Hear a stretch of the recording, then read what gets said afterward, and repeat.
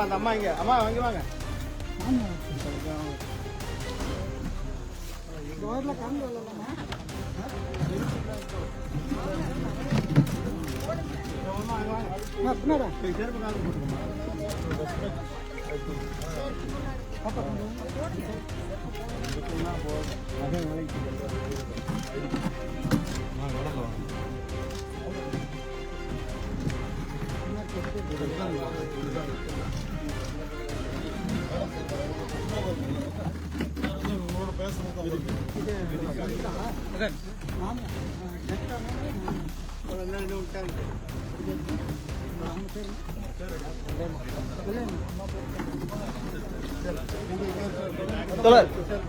அந்த ஒரு சேர் கொடுங்க.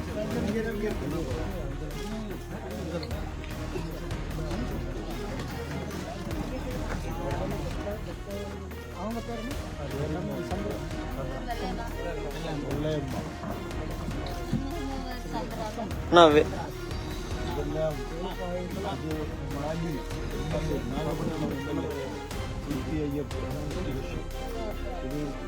രാധാകൃഷ്ണൻ ലോക്സഭയിലെ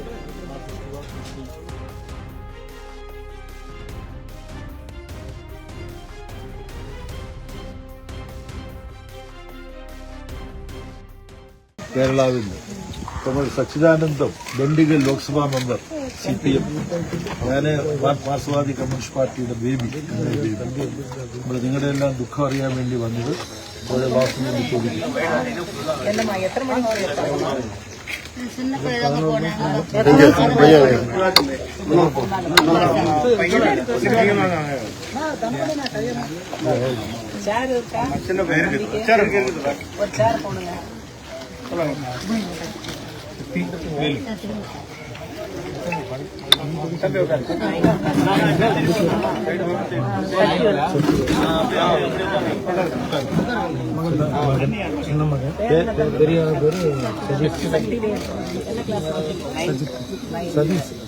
அன்னைக்கு போகணும்னு எப்படி ஐடியா பண்ணீங்க? முன்னாடியே செய்தி தேடி அவர் வராருன்னு தெரியும். அரூருக்கு வரான்னு அரூருக்கு யார் யார் போனீங்க? யார் யார் போனீங்க? ஊர்ல இருந்து ஒரு 15 பேர் போனீங்க. நீங்க நம்ம வீட்டுல இருந்து? அம்மாவும் நானும். எத்தனை மணிக்கு போனீங்க? காலையில 11 மணிக்கு. அதான் அந்த வேன் எல்லாமே அவங்க சொன்னாங்க எல்லாமே வேன் தான். எத்தனை மணிக்கு எத்தி? എത്ര മണിക്ക് എത്തി? 11 മണിക്ക് എത്തി. അതിനിടയ്ക്ക് വൈകുന്നേരം വരെ ഇരുന്ന് വല്ലതും വെള്ളം തണ്ണിയെല്ലാം കുടിക്കാൻ പറ്റിയ? വീട്ടിലിருந்து കുടിக்க தண்ணி இன்னும் எடுத்துட்டு போனீங்களா? அங்க தண்ணி தந்தாங்களா? சரி சரி. யாரு தந்தா? கூட்டிட்டு போனாங்க. இங்க இருந்து கூட்டு போனாங்களா? சரி சரி. இங்க இருந்து கூட்டு போனவர் கட்சிக்காரரா இல்ல? எல்லாமே பார்க்கலாம். ജസ്റ്റ് ഫോർ എങ്ങനെ നിങ്ങൾ എങ്ങനെ രക്ഷപ്പെട്ടു? இல்ல எப்படி வந்து காப்பாற்றப்பட்டீங்க? நீ எல்லாம் எப்படி? அவங்க அம்மா வந்து நான் உள்ள போய் வந்துருவேன் சத்திவேலு, நீ வெளியே டெம்பா கட்ட எப்படியாச்சும் வெளியே போயிருன்னு சொல்லியிருக்கிறாப்படி. ஆனா எல்லாம் ஒன்னாதான் நின்னீங்க? ஒன்னாதான் இருந்தா. கும்பல்ல இப்படி இருக்க நீ வெளியில வந்துட்ட இருக்க நீ அம்மாவை அழைச்சிட்டு வரல? அவங்க உள்ள போயிட்டாங்க. கும்பல் அதிகமாயிடுச்சு. ஒன்னாதான் இருந்தது. கும்பல் அதிகமானாலும் தனியா போயிட்டாங்க. எங்கிட்ட போனதுன்னு தெரியல. கிரௌட் கும்பல் உள்ள போக முடியும் தெரியலையே சார். ஆயி பார்த்துருக்கிறது தெரியல, கண்ணு கட்டுன வரைக்கும் வெளியே வந்துட்டு அம்பா கிட்ட பசங்க 5-6 பசங்க கூட்டிட்டு வெளியே வந்துட்டாங்க. இவன் தட்டி பேசி தாய் பேர் சொல்லி ஓடி போல சாப்பிட பேர் சொல்ல ஆயி விட்டுட்டு வந்து அந்த கூட்டத்துல நம்ம எங்கம்மா தேட முடியும்? இவன் படிச்சதே பெரிய விஷயம். நானும் சொல்றேங்க வந்துட்டு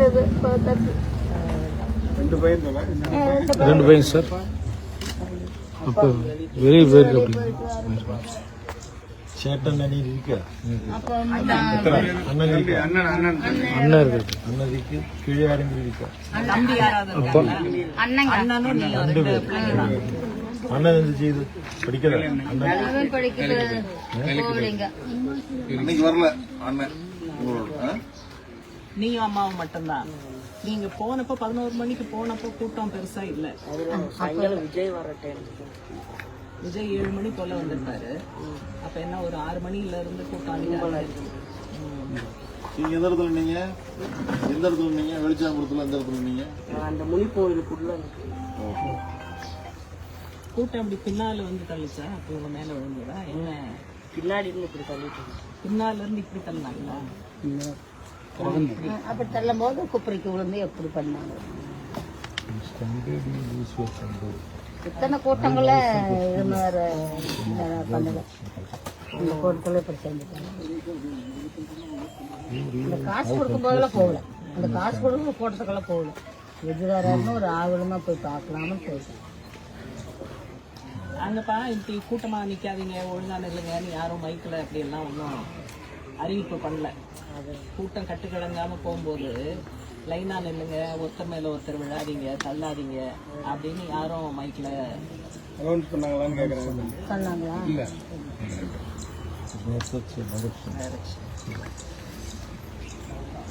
உங்க பேர் என்ன சொன்னது? சக்திவேல். சக்திவேல். ஸ்கூல்ல ஸ்கூல் தான் ஸ்கூலுக்கு போகணும் சார். அப்புறம் ஆஸ்பத்திரியில இருந்து தகவல் வந்ததுதானே? அண்ணன் போய் தான் பார்த்தேன். அவங்க அம்மா அப்பா கோயிலுக்கு அண்ணன் போயிருக்கேன். அது என்னன்னு கேட்பாங்க. போன் வந்ததா? ஏதோ இந்த அண்ணன் தாங்க போய் பார்த்தாங்க. ஜிஹெச்ல இது மாதிரி கூப்பிட்டு போலீஸ் சொன்னாங்களே, இறந்துட்டாங்க. யாரோ சொன்னாங்க, போலீஸ் தான் சொன்னாங்க. உங்க அண்ணனுக்கு போன் வந்ததா? இல்ல அப்பாவுக்கு ஃபோன் பண்ணி சொன்னாங்க. அப்பாவுக்கு ஃபோன் பண்ணேன். அண்ணன் சொல்லியிருக்கிறேன், அப்பா அம்மா எங்கேன்னு கேட்டிருக்கிறேன். அம்மா மீட்டிங் போறேன்னு சொன்னா, நீ எப்படியே பண்ணுன்னு நான் போவாண்டேன்னு சொன்னேன். போறேன்னு சொல்லும் போது எப்படி பண்ணணும், நான் இங்க வேலை செஞ்சுக்கிட்டு இருக்கிறேன், கூலி வேலைக்கு போயிட்டு வந்துட்டு வேலைக்கு போயிட்டு நான் என்ன பண்ணிட்டு அப்படின்னு சொல்லியிருக்கிறேன். இந்த கோயிலுக்கு போறதுக்கு 1000 ரூபாய் காசு கொடுத்துருக்கேன். செலவுக்கு வந்து நான் வேலை செஞ்சுட்டு செலவுக்கு காசு தரேன். அந்த பணம் கட்டுறது 1000 ரூபாய் கட்டுறதான் இந்த கோயிலுக்கு. அதுக்கு நான் 5 மணிக்கு வந்துடுறேன் அப்படின்னு சொல்லிட்டு அவங்க அம்மாலையுமே அப்படியே வர சொல்லியிருக்கிறேன். எண்ணெயிலிருந்து இல்ல கோயிலுக்கு போனாங்களா இல்ல நீங்க இந்த கூட்டத்துக்கு போனீங்களா? கூட்டத்துக்கு போயிட்டு வந்து கோயிலுக்கு போறேன். 5 மணிக்கு வந்துடுவேன், வந்து கோயிலுக்கு போறேன். ஆமா, விஜய் 12 மணிக்கு வரதா அப்படின்னு சொல்லியிருக்கான். அதுக்கு பெரிய பையன் கோயிலுக்கு போறேன்னு சொல்லியிருந்தாங்க. கோயிலுக்கு போலாம் அப்படின்னு பேசியிருக்காங்க. அது வந்து 5 மணிக்கு கிளம்புறது. நான் இதை விஜய் போய் பார்த்துட்டு வந்துடுறேன்னு இவங்க எல்லாம் போயிருக்கிறாங்க. போனப்ப இந்த பெரிய பையன் ஆம்புலன்ஸ்காரா வருதப்பா, அம்மா எங்க அப்படின்னு கேட்கும்போது தெரியலடா அப்படிங்க முடியும். அது வந்து மணி 7-8 மணி சுமாருக்கு பார்த்துருக்கிறதுக்கு கிடைக்கல. ஒரே ரேஜேஜ் போயிருக்கிறேன். போனோடனே சந்திரம் செல்வராஜ் 6 சந்திரா இறந்துருச்சுங்க அப்படின்னு போலீஸ்காரங்க கூப்பிட்டு சொன்னாங்களா. அப்பவே ஒத்தையா போயிருக்குறேன்.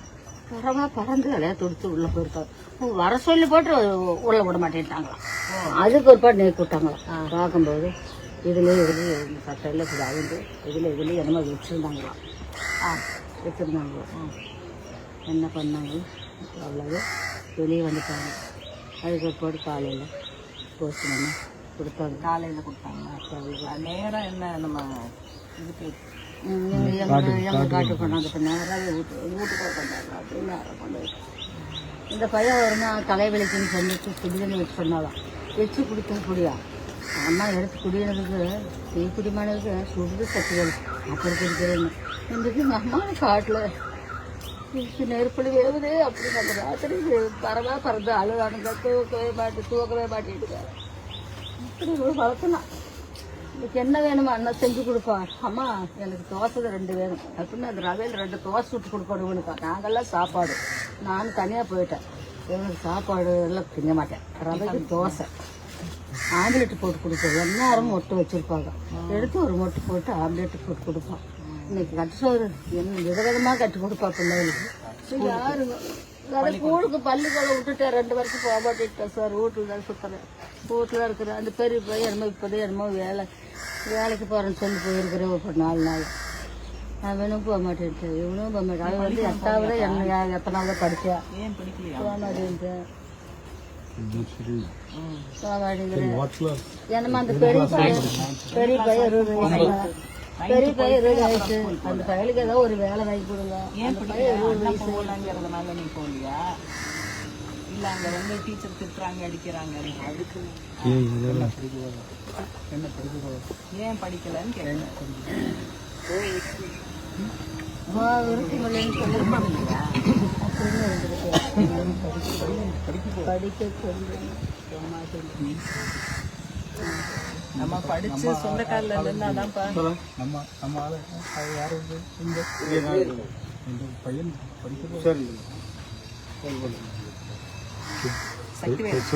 പഠിക്കണം സത്യം. പഠിച്ചാൽ തന്നെ നല്ല ആളായിട്ട് അമ്മയ്ക്ക് വീട്ടിലെല്ലാവർക്കും നാട്ടുകാർക്കെല്ലാം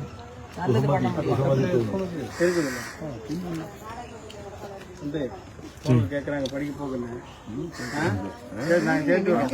நிமிந்து பார்த்து சொல்லுங்க படிக்கிறேன்னு. எனக்கு எல்லா ஹெல்ப்பும் பண்ணி தருவாங்க. சொல்லுங்க படிக்கிறேன்னு சொல்லுங்க. நிமிந்து பார்த்து சொல்லணும்.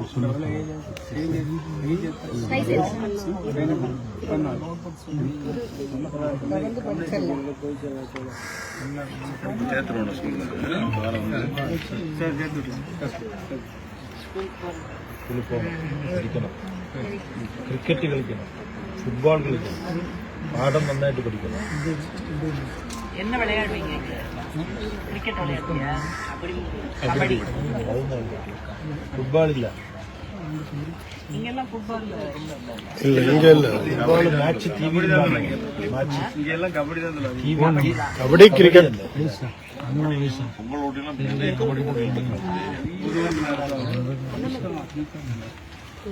കബഡി എന്നുള്ള ഇപ്പം ടിവിയിലെല്ലാം കോമ്പറ്റീഷൻ. எந்த ஸ்கூல்ல இருந்து நின்னீங்க? ராணிமயில். மறுபடியும் ராணிமயில் பேசி சேர்த்துட்டு படிக்கிறீங்களா? അവിടെ തൊഴിൽ വേണ്ട അറേഞ്ച്മെന്റ് പറഞ്ഞു സ്കൂളിൽ ചേർക്കാൻ വേണ്ടി. എന്നിട്ട് പഠിച്ചു മിടുക്കനായിട്ട് 2 വർഷം കഴിഞ്ഞ് சொல்லி சேர்த்து ശക്തിവേല് ഏത് ക്ലാസ് എങ്ങനെയുണ്ട് പഠിത്തം അറിയാൻ വേണ്ടി ഇവിടെ കോഴിയുമായിട്ട് சரி ராணிமயில் 2 பசங்களுக்கு ஏதோ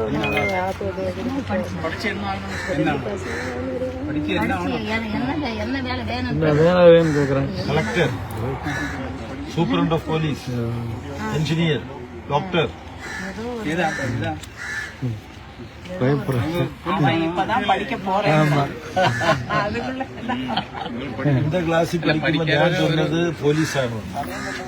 ഒരു ഇത് വന്നു കഴിഞ്ഞാൽ പഠിക്കാൻ പോകുന്നത്. എന്തായാലും ശക്തിവേൽ பாரு எந்த பக்கமா திரும்பிக்கிறேன். ശക്തിവേൽ നല്ല മിടുക്കൻ. കണ്ണ് കണ്ടാൽ നല്ല മിടുക്കൻ. നന്നായി പഠിക്കുமா? துருதுப்பா இருக்கேங்கிறாரு. அதனால படிப்பு நல்லா வரும். പഠിക്കാൻ പോകും.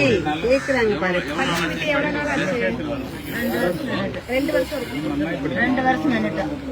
2 வருஷம் ஆகுதுங்களா? 2 வருஷம் பரவாயில்ல, தொடர்ந்து படிக்கலாம். அதனால தப்பு இல்லை. அண்ணா நீ படிக்கண்ணே, நம்ம வந்து பேசுறேன். பேசி படிப்பு என்ன இருந்தாலும் நமக்கு லோக்கல் இங்கே கம்யூனிஸ்டுக்கு நம்ம படிக்க தெரிஞ்சிடணும். கம்ப்ளீட்டாக பண்ணிடுவோம். ஸ்கூலில் சேர்த்து யூனிஃபார்மோட போட்டு எல்லாம் உங்களுக்கு அனுப்பிச்சு வரோம். நல்லா நல்லா கண்டிப்பாக அட்மாஸ்பியர் தான் இங்கே சரியில்லை. உங்களுக்கு மாத்திரம் அப்பக்கு என்ன வேலை? அப்போ என்ன வேலை? கூலி வேலை. யார் நம்ம உங்கள்கிட்ட வேலைக்கு வராங்களா? இல்லை சார், പഠിക്കുന്നതിനിടയ്ക്ക് ജോലിക്കും പോകാം, കുഴപ്പമില്ല. വർക്ക് ചെയ്തുകൊണ്ട് പണിയെടുത്തുകൊണ്ട് പഠിക്കാം. അതിനകത്ത് ദോഷമൊന്നുമില്ല. അങ്ങനെ പഠിക്ക് പോയിട്ട് പഠിച്ച ആളാണ്. இது 4ஆம் கிளாஸ்ல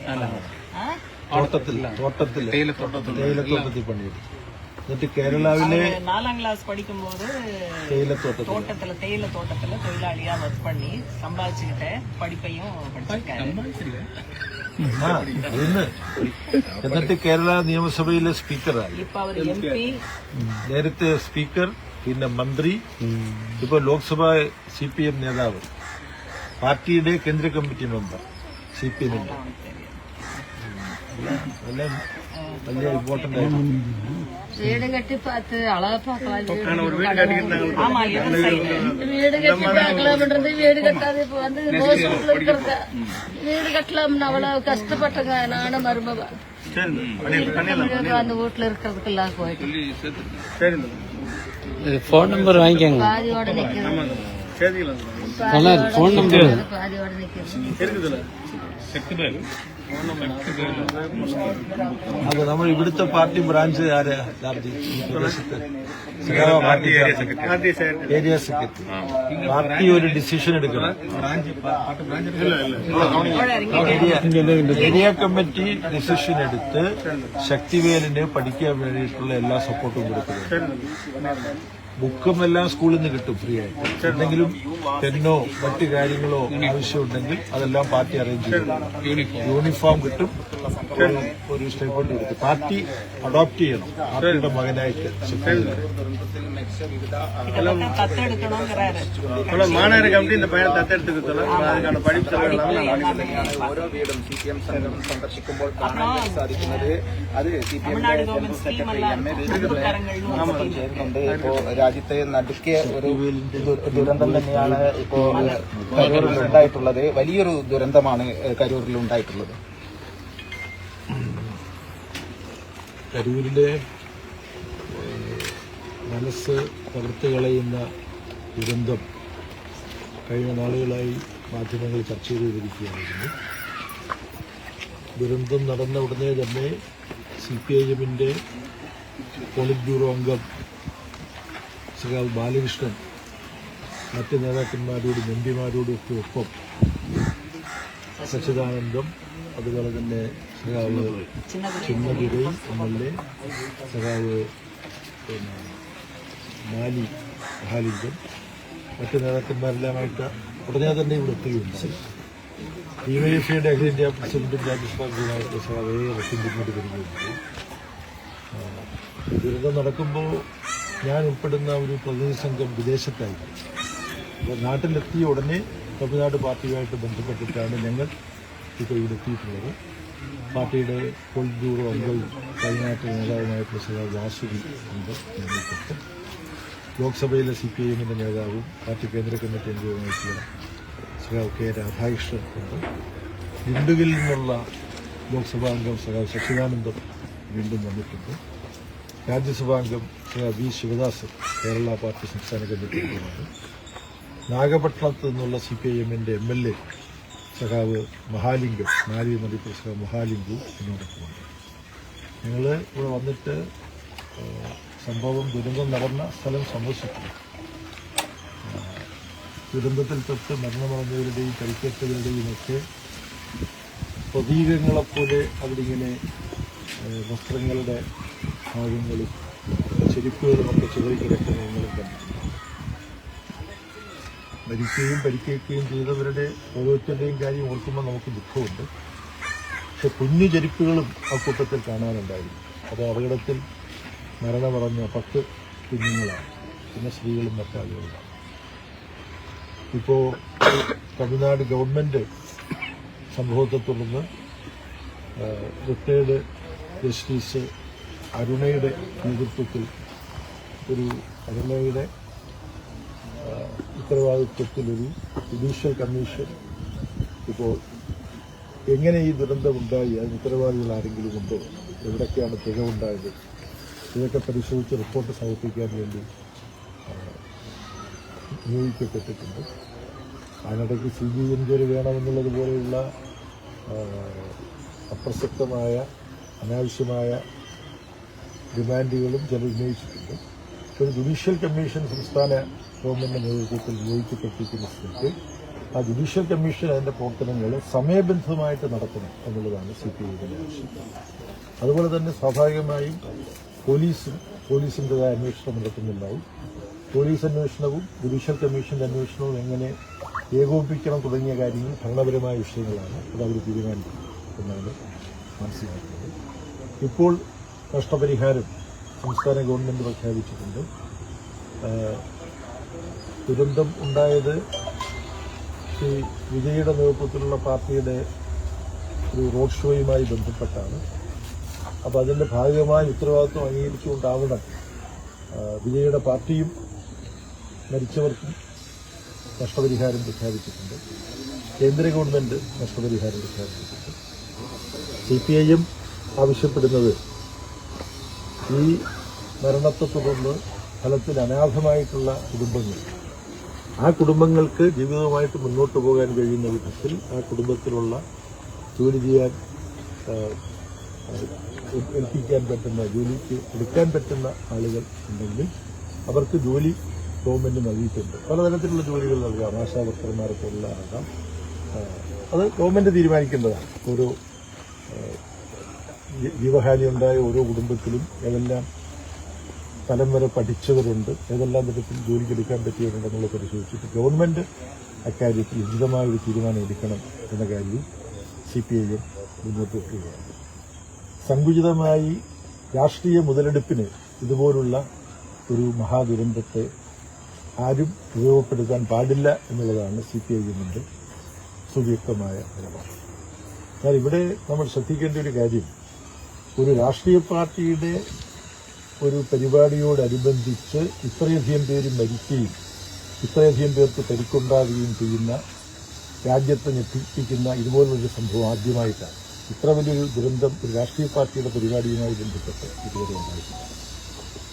ജുഡീഷ്യൽ കമ്മീഷൻ ഇതിന്റെ കാര്യങ്ങളെല്ലാം അന്വേഷിക്കാനിരിക്കെ മറ്റ് വിശദാംശങ്ങളിലേക്കൊന്നും പോകാൻ ഞങ്ങൾ ഉദ്ദേശിക്കുന്നു. ഇവിടെ ഇപ്പോൾ ഞങ്ങൾ ശക്തിവേൽ എന്ന് പറയുന്ന കൗമാരക്കാരനായിട്ടുള്ള നമ്മുടെ മുമ്പിലിരിക്കുന്ന, സ്കൂളിൽ പഠിച്ചുകൊണ്ടിരിക്കുന്നതിനിടയ്ക്ക് പഠിത്തം നടത്തേണ്ടി വന്ന ആളാണ്. അമ്മ മരിച്ചുപോയതിന്റെ ദുഃഖത്തിലിരിക്കുകയാണ്. പഠിത്തം ഇടയ്ക്ക് നഷ്ടപ്പെട്ടു. പക്ഷേ ഇവിടുത്തെ പാർട്ടി ഈ ശക്തിവേലിനെ തുറന്ന് പഠിപ്പിക്കാനുള്ള ഉത്തരവാദിത്വം ഏറ്റെടുത്തിരിക്കുകയാണ്. ഇവിടുത്തെ പാർട്ടിയുടെ ഏരിയ കമ്മിറ്റിയുടെ നേതാക്കന്മാരാണ്. ശക്തിവേലിനോട് സംസാരിച്ചപ്പോൾ ഞങ്ങൾക്ക് വെളിപ്പെട്ട ഒരു കാര്യമുണ്ട്. ഞങ്ങളെ വളരെയധികം അമ്പരപ്പിക്കുകയും ദുഃഖിപ്പിക്കുകയും ചെയ്തൊരു കാര്യമാണ്. അവിടെ ഈ തിക്കും തിരക്കും എല്ലാം ഉണ്ടാവുമ്പോൾ പ്രഖ്യാപിച്ച സമയത്ത് വിജയ് എത്തിയില്ല എന്ന് മാത്രമല്ല, 6-7 മണിക്കൂർ വൈകിട്ടാണ് എത്തുന്നത്. 7 മണിക്കൂർ വൈകിയാണ് എത്തുന്നത്. ആളുകളെല്ലാം അക്ഷമരായിട്ടിരിക്കുകയാണ്. ആളുകൾ കുടിക്കാനുള്ള വെള്ളമോ ലഘുഭക്ഷണമോ ഒന്നുമില്ല. ഇവിടുന്ന് പോയവർക്ക്, ഇവിടുന്ന് ജീപ്പിൽ കയറ്റിക്കൊണ്ട് പോയ പ്രാദേശിക സംഘാടകർ കുടിക്കാൻ കുറച്ച് വെള്ളം കൊടുത്തിട്ടുണ്ട്. മറ്റു പല സ്ഥലത്തും അന്വേഷിച്ചപ്പോൾ അവിടെ പൊതുവിൽ പങ്കെടുക്കുന്നവർക്ക് ജല വിതരണമോ ഒന്നും ഉണ്ടായിട്ടില്ല. ഇതൊന്നുമല്ല, നമ്മളെത്രയോ സമ്മേളനങ്ങളിൽ നടത്തുകയും പങ്കെടുക്കുകയും ചെയ്തിട്ടുള്ളവരാണ്. അവിടെ പങ്കെടുക്കുന്നവർ അച്ചടക്കത്തോടുകൂടി ഇരിക്കണം എന്ന് മൈക്കിലൂടെ അനൗൺസ് ചെയ്യുകയും വോളണ്ടിയർമാർ വന്ന് ആ അനൗൺസ്മെന്റ് നടപ്പാക്കാൻ നേരിട്ട് ഇടപെടുകയും ചെയ്യുന്ന സമ്പ്രദായമാണ് സാധാരണഗതിയിൽ എല്ലാ രാഷ്ട്രീയ പാർട്ടികളുടെയും കാര്യത്തിൽ ഉണ്ടാവുക. ഇവിടെ ശക്തിവേൽ ഞങ്ങളോട് പറഞ്ഞത് ആളുകൾ അച്ചടക്കം പാലിക്കണം, തിക്കും തിരക്കും ഉണ്ടാക്കരുത്, ഈ നിലയിലുള്ള യാതൊരു നിർദ്ദേശങ്ങളും ഈ റാലിക്ക് പങ്കെടുക്കാൻ വന്നവർക്ക് നിർദ്ദേശരൂപേണ കൊടുക്കാൻ യോഗ സംഘാടകർ മുതിർന്നതായിട്ട് ഓർക്കുന്നില്ല. അങ്ങനെ ഒരു അനൗൺസ്മെന്റ് നടന്നതായിട്ട് ഓർമ്മയില്ല എന്നാണ് ശക്തിവേൽ ഇപ്പോൾ ഞങ്ങളോട് പറഞ്ഞത്. കുഞ്ഞാണ്, ആലോചിച്ച് എന്തെങ്കിലും കണ്ടുപിടിച്ച് സംസാരിക്കാൻ കഴിയുന്ന പ്രായത്തിൽപ്പെട്ട ആളല്ല. എല്ലാവരും സത്യസന്ധമായിട്ടേ പറയുള്ളൂ എന്ന് പറഞ്ഞിട്ട് ചിലപ്പോൾ രക്ഷിക്കാൻ വേണ്ടി പറയാം. ഇവിടെ ഈ കുട്ടി പറഞ്ഞത് വളരെയധികം വിഷമിപ്പിക്കുന്നതാണ്. അപ്പോൾ ഈ പരിപാടിയുടെ സംഘാടനത്തിലുള്ള പിഴവുകളും ഇതിനകത്തൊരു പ്രധാനപ്പെട്ട ഘടകമാണ്. വൈകി വന്നത്, പിന്നെ പറഞ്ഞ പോലെ മറ്റ് അച്ചടക്കത്തിനുള്ള ക്രമീകരണങ്ങളോ അച്ചടക്കം ഉറപ്പാക്കാൻ വേണ്ടിയിട്ടുള്ള വോളണ്ടിയർമാരുടെ വിന്യാസമോ ഒന്നും ഉണ്ടായിട്ടില്ല. അതിലേക്ക് വരാം. 500ഓളം പോലീസുകാരെ ഇവിടെ നിയോഗിച്ചിരുന്നുവെന്നാണ് ഭരണത്തിന്റെ ചുമതലയുള്ളവർ പറഞ്ഞത്. അപ്പം അന്വേഷണ കമ്മീഷൻ ഇത് സംബന്ധിച്ചെല്ലാം പരിശോധിച്ച് കണ്ടെത്തലുകൾ നടത്തട്ടെ. പക്ഷേ ഇവിടെ വൈകി വന്നു. സംഭവങ്ങളുണ്ടായപ്പോൾ തന്റെ നേതൃത്വപരമായ ആജ്ഞാശക്തി ഉപയോഗിച്ചുകൊണ്ട് ആ സാഹചര്യം നിയന്ത്രണ വിധേയമാക്കാനുള്ള യാതൊരു ഇടപെടലും വിജയുടെ ഭാഗത്തു നിന്നുണ്ടായില്ല. വിജയും വിജയുടെ സഹപ്രവർത്തകരായിട്ടുള്ള നേതാക്കന്മാരും കിട്ടിയ ആദ്യ അവസരം ഉപയോഗിച്ച് ഒരു 19 മിനിറ്റ് നേരം പ്രസംഗിച്ചു. അപ്പോഴത്തേക്ക് ഈ പ്രശ്നങ്ങളുണ്ടായി. അപ്പം തന്നെ ഇവിടുന്ന് പ്രത്യേക വിമാനത്തിൽ പോവുകയും ചെയ്തു. ആരെ അറസ്റ്റ് ചെയ്യണം വേണ്ട തുടങ്ങിയ കാര്യങ്ങളെല്ലാം ഗവൺമെന്റിന് കിട്ടുന്ന റിപ്പോർട്ടിന്റെ അടിസ്ഥാനത്തിൽ ഭരണപരമായി എടുക്കേണ്ട തീരുമാനമാണ്. അതുകൊണ്ട് അത്തരം കാര്യങ്ങളിൽ യാതൊരു ഉപദേശവും നൽകാൻ CPIM ഉദ്ദേശിക്കുന്നില്ല.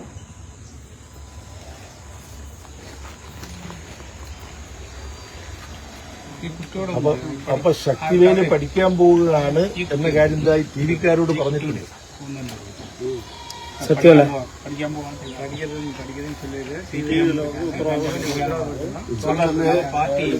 தலைவர்கள்லாம் சொன்னாங்க. சொன்ன பிறகு நான் இப்ப வந்து படிக்க போறேன் சொல்லியிருப்பான்.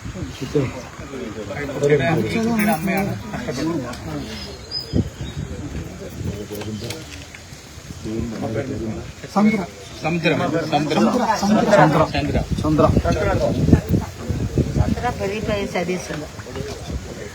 எங்க அம்மா அப்படி இறந்து போயிட்டாங்க.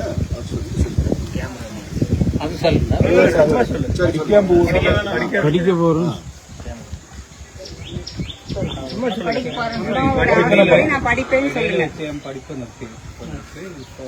தம்பி நீங்க இடையில படிப்பு நிறுத்திட்டீங்க. நான் மறுபடியும் படிப்பு கம்யூனிஸ்ட் கேட்டு கொண்டது கிடையாது. என்ன படிக்க வைக்கிறேன்னு சொன்னாங்க. நான் படிக்கிறேன். അമ്മയുടെ ഓർമ്മയ്ക്ക് நான் படிக்கிறேன். அம்மாவோட விருப்பத்துக்காக நான் படிக்கிறேங்க. பொதுச் செயலாளர் சொன்னதுக்காக நான் படிக்கிறேன். மறுபடியும் படிக்கிறேன்னு சொல்லி நான் தொடர்ந்து படிக்கிறேன்னு சொல்லுங்க தம்பி. பேசுகிறேன். സാധാരണ പേശിയാ അതിരിക്കുന്നത് വിചാരിക്കണ്ട. എന്നോട് പറഞ്ഞു ഞാൻ പഠിച്ചോളാം.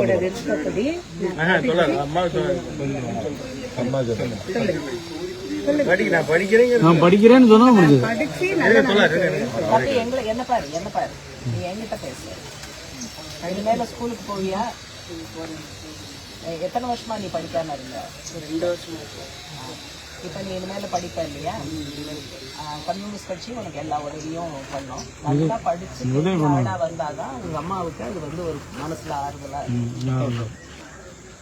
செய்வேன்னு சொல்லு. പഠിക്ക് പോരാ. അടുത്ത വർഷം ഞങ്ങൾ വരും. നമ്മൾ വരണം. அடுத்த வருஷம் நாங்க வந்து பாப்போம் நீ படிக்கிறியா அப்படின்னு കേട്ടോ. പരിപാടി ഇടണം. ഇവിടെ വരാം. ഞാൻ വരാം. ഉറപ്പിക്കണം. நான் படிக்க வைக்கிறேன். நீ படிக்கிறீங்க சரிங்களா? மாநகர கமிட்டி உன்னை படிக்க வைக்குது. கம்யூனிஸ்ட் சார்பும் நாங்கள் படிக்க வைக்கிறோம். சரியா? படிக்கலாம்ல?